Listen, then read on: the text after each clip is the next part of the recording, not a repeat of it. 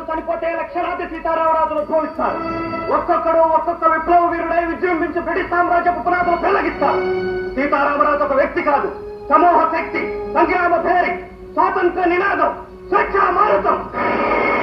మట్టిలో మట్టినై, నీటిలో నీటినై, నా ప్రజల ఊపిరిలో ఊపిరినై, మనసుల్లో భావాన్నై, హృదయాల జ్వాలనై, నా జాతి జనులు పాడుకునే సమర గీతాన్నై సామ్రాజ్యవాద శక్తుల్ని గెలుస్తాను.